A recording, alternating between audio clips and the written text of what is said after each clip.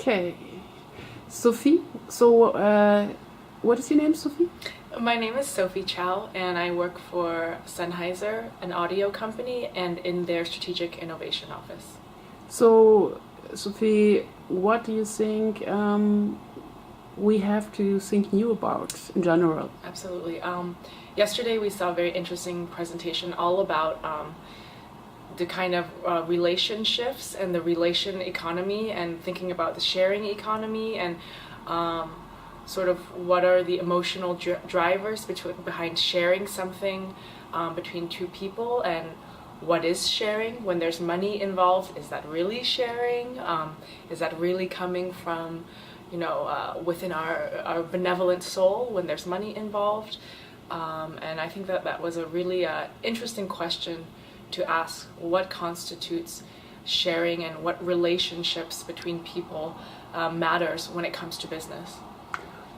And what do you think about the lift pitch, that there is no women in the jury and no women in the pitch? Yeah, to be honest, at the moment I was just a little bit distracted by kind of the flashiness of it all.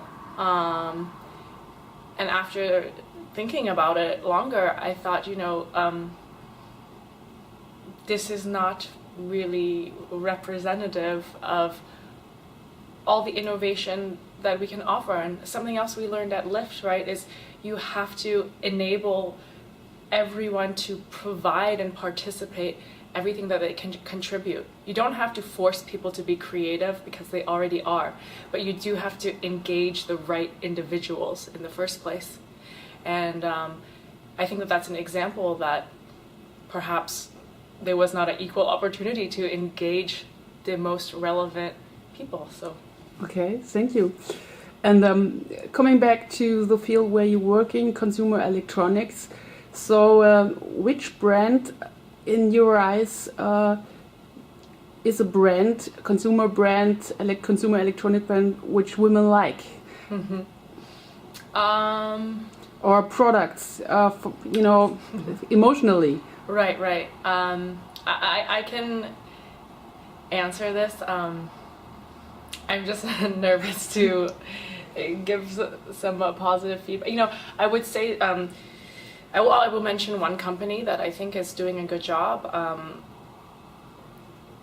in that respect, which I think could be a company like Urban Ears. Mm-hmm.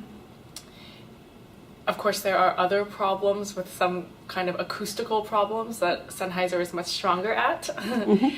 But I think a company like Urban Ears is really providing this kind of more gender-neutral design, and also really looking more deeply into the end user and their values, and what motivates them to buy something. What would your statement be for the market for consumer electronic brands? Like, if you have a speech now and there are in the audience all the bosses and CEOs of the consumer electronic market. Right. So what would you tell them? If we know that 65% women are decision makers in that field, so what would you tell them? Well, the basic thing I would tell them is that, I think a lot of business models are number driven. And so we really have to look at the numbers of who is making purchasing decisions, and often who is in control of sort of household income. And when you look at these surveys, it's women.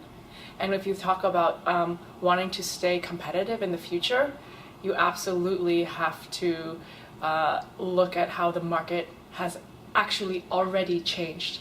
So it's a change that's already taken place. It's a shame that a lot of companies in consumer electronics are a little bit slow on the uptake to realize this. Okay, so thank you so much, and have fun the last day here. Thank you. Bye, Gabby.